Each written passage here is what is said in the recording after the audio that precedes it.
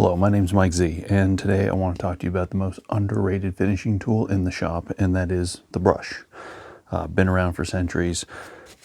Lots of different applications can be done with this, but one of the bigger things to do is to understand what the brush is, how to treat it properly, how to clean it properly, and how to use the correct bristles for your application. So the first thing I want to cover is the bristles. That's the most important part because they come in both animal hair, which is typically badger, horse, ox ear, oxtail, and then they also come in synthetic nylon bristles. Synthetic nylon is going to be used for your water-based finishes, or if you're doing any kind of oil-based finishes, oil-based stains, then you're going to want to use the natural bristle because obviously natural human beings, animals, we all emit oils in our hair. So that's why you want to use a natural. Where nylon's man-made, so therefore water-based seems to work a lot better with nylon bristles. So the second thing to talk about, obviously, is the handle. There's a lot of different options. This is a shipmate handle where it's a lot longer with a tapered edge near the ferrule. The ferrule's the metal part, and that is going to fit comfortably into your hand when you're brushing, longer strokes, things like that. But also if you need to power stroke your brush, then that's why you have a longer handle. I myself like this type of handle from E&J.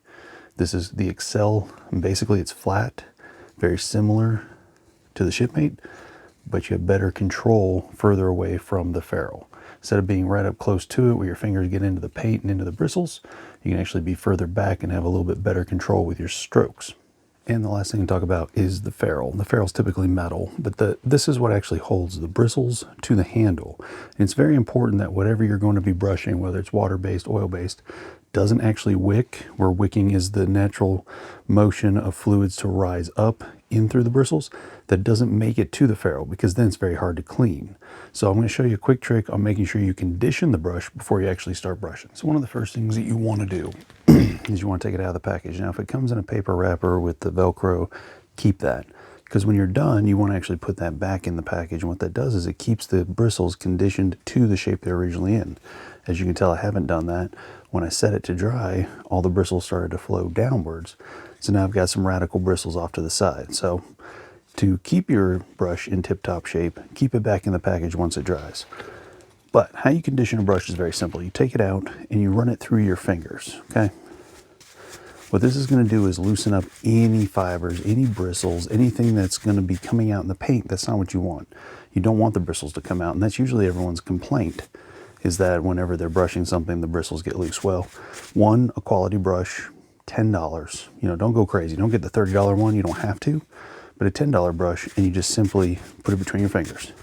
Second thing you need to do is condition it with the cleaning solvent for that particular paint, stain, dye, whatever it is. So what I like to do is just take water and just place it right on top. Then rub it in. You can dip it in, but I found that when you dip it in, you're actually causing it to wick, which you don't want to start that motion. Instead, you want to condition the brushes on top. You want to wet them this way, and what that does is it doesn't actually have that motion of wicking anymore. So instead, now you've actually got water all the way up to the ferrule, and you just want to wring it out. And you can just wring it out by slinging it. But when you wring it out, it should be slightly damp. You don't want it to be soaking wet. You don't want it to be dripping out. And what this is going to do is that whatever you put on there, as far as your paint, your stains, your dyes, they're only going to be right here on the top where the bristles have been conditioned to accept and flow nicely.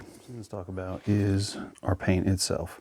You want to make sure that it is perfectly agitated, stirred, shook, however you want to do it.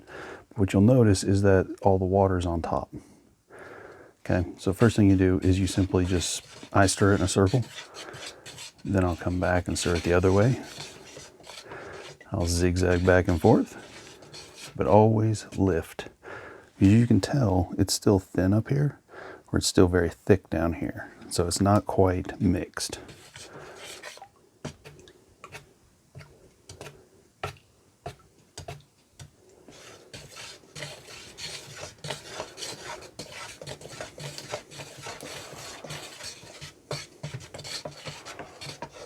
And always scrape the bottom, put it at an angle and scrape the bottom. This ensures that any pigments are collected and brought to the surface and mixed in properly.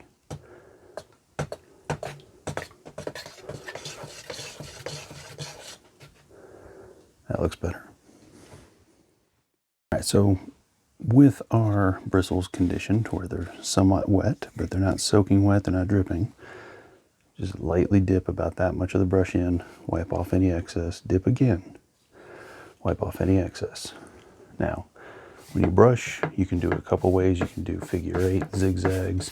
Depends on the grain. If your grain is really soft and it doesn't have a lot of pores, then of course you can go ahead and just do straight lines. If it has a lot of pores, it's actually good to do cross hatching, which is 45 degrees or X's first. Then come back and apply a very light coat of the brush bristles. Now it's extremely important on your final coat that you take the brush and you let it rest. If you push down too hard, you're going to get channeling. And you don't want that. That's streaky. That's what people don't like. That's why they complain about it. So they put on another coat real heavy. If you just lightly go across, you get much finer bristle channels. So therefore, it looks a lot better.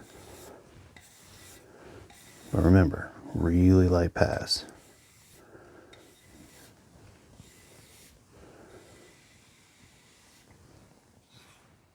Now you'll notice that the paint is starting to wick, but because I have that water barrier there, it's not going to go quickly into the ferrule, which makes cleaning up a lot easier afterwards. So now I've cleaned the brush. I just recommend rinsing it through running water. I don't recommend sticking it in a pail overnight because as you stick it in, the bristles will start to rest and then they'll actually start to bow, and you don't want that. You want to keep the brush nice and chiseled. Another thing I want to cover on brushes is the types of bristles. This is typically a trim brush, or if you're doing flat surfaces, sometimes moldings would work, but basically you'll see that it's a flat top, okay? Bristles are just completely trimmed off the top. It's very straight in nature. This is called a hand press, and what that is it's the old school way. It's almost like a makeup brush where they've taken the bristles, they take, like if you were to put it in the palm of your hand, and then push them into the ferrule, you get this nice rounded dome. What that does is it allows for the dome to actually become flat and flow out a lot nicer. So if you're doing anything with gloss, semi-gloss, this is the type of bristle you want. It's a hand press. As you can tell, I use this one a lot. So just to recap, nylon bristle brushes come in different forms, but usually they're going to have a white top on it. Sometimes badger brushes do as well, but they're not going to be uniform. See how these are very uniform in color? So therefore, nylon, water-based finishes. Natural bristle, China bristle, ox, badger, horsehair, all of these are going to be for your oil-based finishes. And if you like what you saw today, please feel free to subscribe, like, and share. I plan on having a lot more finishing videos from the very basic all the way down to expert level finishing. So thank you for watching and have a great day.